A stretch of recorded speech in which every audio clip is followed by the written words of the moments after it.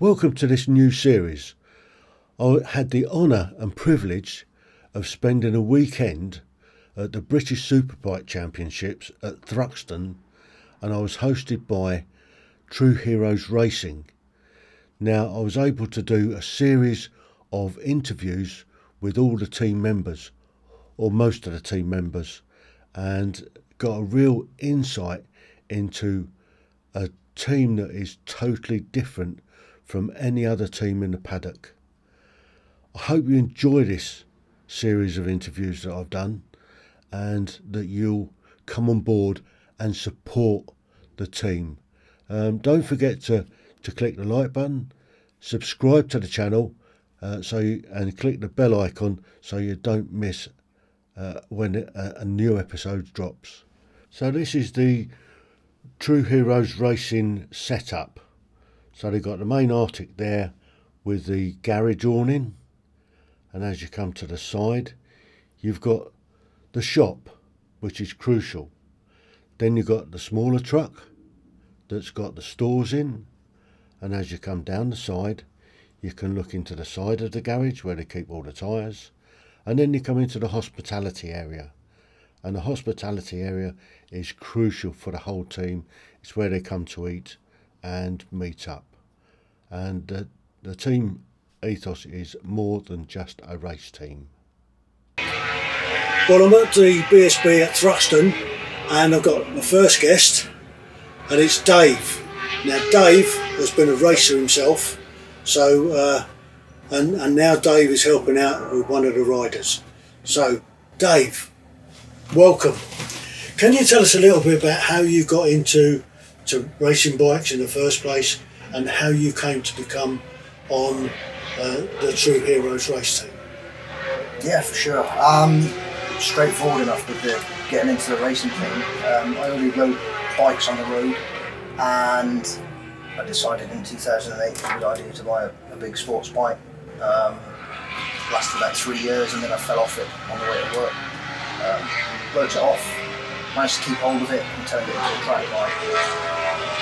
Within 6 months, I was racing on it. I started racing in 2012, so March 2012, with a club called North Gloucester Road Racing. I've been racing with them ever since, and the rest is history, as they say. I haven't stopped racing since I started. Okay. So what was your best position? What class were you in? So at the club when I first started, again I don't know who your listeners, viewers are, but when you first start out in racing you have to wear an orange bib. It's kind of like your L plates. It's for safety really. It lets everybody know you still don't quite know what you're doing. You're the novice on the track. So I started out in my orange bib in a class called the Sound of Thunder, which is for twins, singles and triples, and I went on to win that championship. It took me until I think it was 2018 to win it, so it took me 6 years to win it. I came close a few times, but then things happen and you have a crash, or just luck isn't on your side. But I ended up winning it in 2018 eventually. I then followed it up in 2019, won that championship at the club. By that stage I'd already started riding at national level as well with True Heroes Racing. Okay, so what's your background with the military then to become on to True Heroes Racing? So I did a full career in the military, so I did I suppose a full career these days can be up to 35, 40 years, but I did a set 22-year contract. Yeah. Served my time. What were you in? Raw Signals. So Raw Signals. Comms background. Scaly then. Scaly. Yeah. Worked out at Blandford. I spent a bit of time at Blandford, yeah. But yeah, generally UK based. I never got posted to Germany, but yeah, did my career, finished my time, and you never got a Germany tour. No, not quite. Oh, I used to dodge that. That's not a dodge. I mean, Germany was awesome. Yeah, back in the day. I did spend a bit of time in Sunderlager and places like that. Probably the worst lager in the world. So yeah, I know what that was all about, but no, I managed to get away with it. But yeah, served my time and finished in 2014, so 10 years ago I left. And obviously you must have picked up one of the dodgy tours occasionally. Oh yeah, but plenty of tours away. All the nasty places they want to send you. You say that, but you know, I enjoyed some of it. Yeah. But yeah, and got away unscathed for the most part, you know. So what drew you to True Heroes Racing? So True Heroes, when it started in 2012, it was the same year that I started racing. So Murray, the double amputee, and Phil, they put the team together back then. And with hindsight, I should have gone and spoken to them then. They were in the club paddock starting their racing at the same time I was starting my racing. I saw them operating out in the back of a van with the pop-up awning at the time, and I was like, I wonder what that's all about. Because at that point, I was still in the military. Yeah. But I didn't say anything. I just carried on with my business, and it wasn't until late 2014, 2015 I sort of spoke to a few members of the team and what's this all about, and that was how I got involved. So I came along in 2015. I wanted to ride at national level at least one season, and I was going to do that whether I funded it myself or whether I rode with the team. So as it was, I ended up funding it myself. Thought I was only going to ride 1 year at national level. The team backed me. They gave me my leathers, my fairings, a mechanic, and I ran out of the awning, even though I was paying for it myself. Yeah. And I ended up staying for 8 years. So, well, longer. I'm still here. Yeah. So as I understand it, you've now given up the actual riding part of it. I've stopped riding at national level, mainly because of time. I joke about it, but since I left the military in technically mid-2013 because I went to university, but since I finished my military career, I haven't had a real job. I haven't had a proper job. I've been a commercial photographer, I've done bits and bobs, but I've worked, the last 4 years I landscape gardening as a labourer because it fitted around the racing. And last season I was like, right, I'm going to do one more season at the BSB and I'm going to get a real job. And I actually have, for the first time in 10 years, it's actually 8 till 5, but a normal job. Yeah. And that's part of the reason. Now I've got young kids that are growing up, so I want to spend some time with them. This is a big commitment coming to the BSB. I understand that you are now also going to still be involved, but as a mentor. Yeah, so I've been doing that anyway at the club. So at North Gloucester, the mechanics they've all got bikes. We've got a single amputee. Not that makes any difference, but we've got a guy called Chris Duggan who wanted to go racing. He approached us.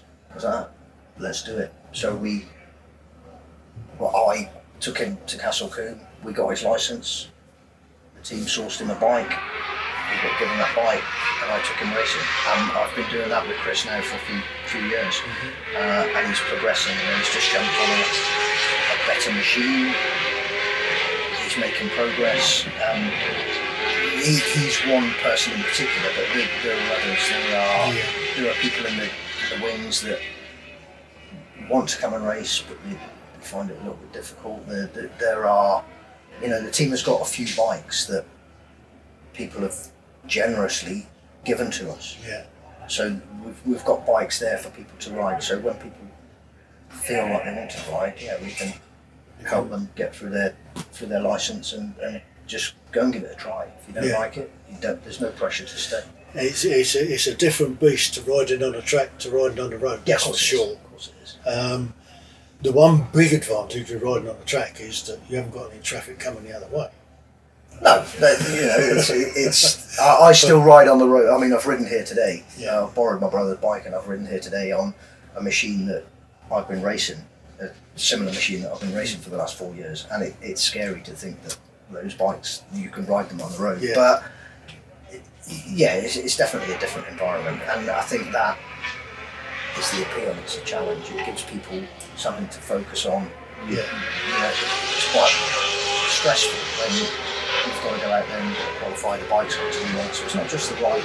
Yeah, the onus is on everybody to get it all there right, yeah. on the dot, because it's like any other sort of race.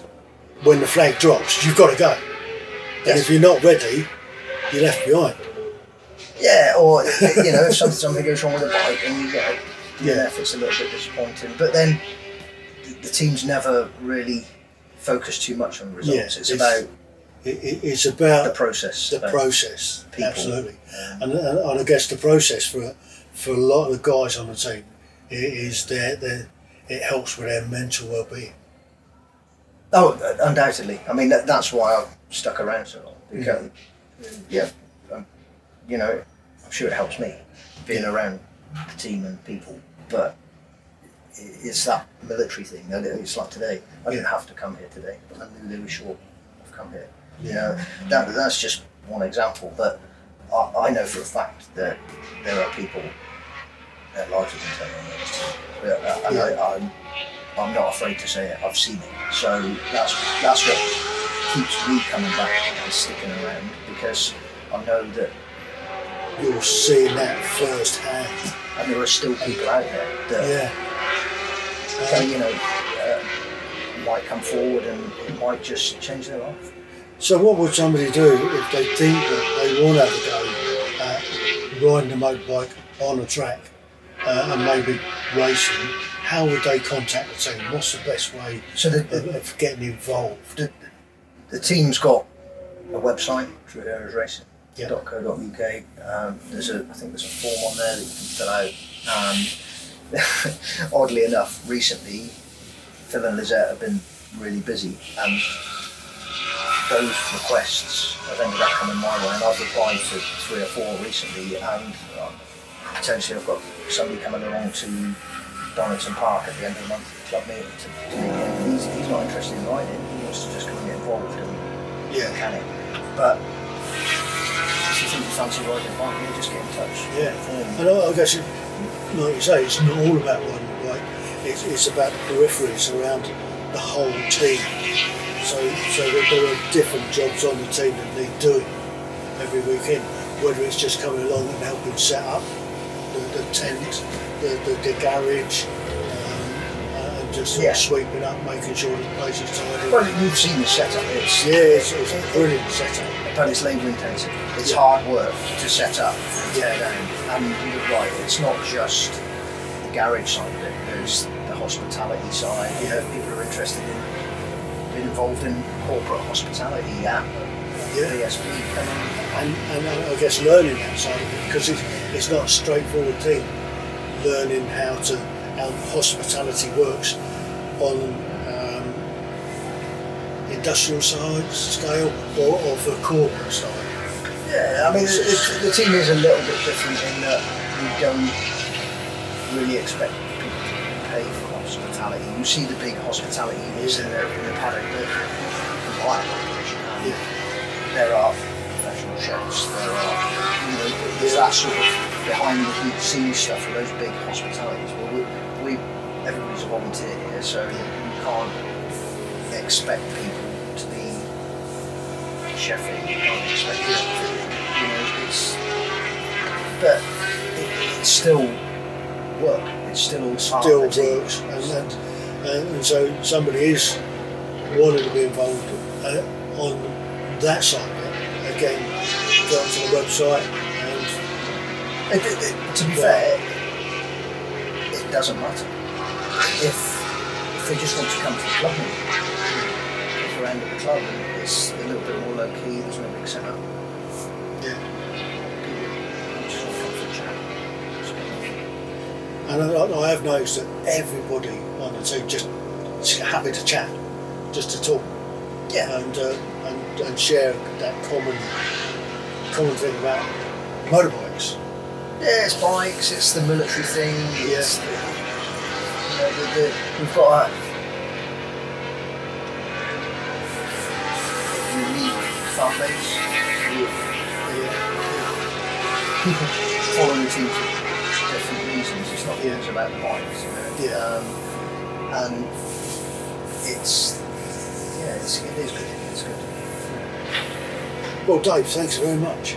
That's been really good. And so if anybody does want to come along and get involved, then go to the website, fill out the form, and the guys will contact you. Or if you're at the BSB, just walk in the order. Yeah. Just come and say hello. So if you're at the BSB, you'll see them set up along with all the other guys, all the other teams. Just wander up, say hi, and the garage is open, and the corporate. I'm sure they'll invite you in for a cup of tea or a wet, and have a chat. So, where's the next round for you? For me personally, Yeah. or for the team? For you personally? Me, I'll be at Donington Park with North Gloucester, the club. So obviously not as big as the BSB. That's at the end of the month. For the team, Thruxton, and then I believe it's Cadwell Park bank holiday weekend. Park in the park, I think we still call it. That's a good one if you want to go along and watch some racing.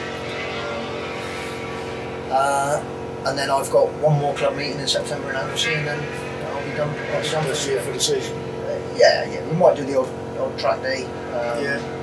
Do you get involved in the off season? What's your off season like? Generally, Earning money for the next season, I suppose. well, it's different now. I've got a real job. I tend to. I will be prepping bikes. It's like the team has. We've got at least 3 bikes that are serviceable. I'll be getting my hands on one of them that's with somebody else at Donington. I'm going to take that away for the winter, and I'll prepare that bike so that if somebody does decide they want to ride, they've got it for next season. There's a bike there to ride if it's suitable. You know, there's a little mini twin that's in my garage. That's all good to go. It just needs some numbers thrown on it. I've actually got a name earmarked for that. So when he decides he wants to ride, I can jump on it. But anybody can jump on it. I've ridden it. Charlie's ridden it. You know, they're there to be used. But yeah, off season generally on prepping bikes. Planning for it's normally early March. We'll drag everybody out of hibernation, and we'll go and do a track day at Old Park in the rain and get Make sure the wet tyres are working. But yeah, that's the way it works normally. Fantastic. Well, Dave. Got Phil. We're speaking to Phil too much. That's the trouble. Anyway, Dave, thanks very much. All the best. Thank you.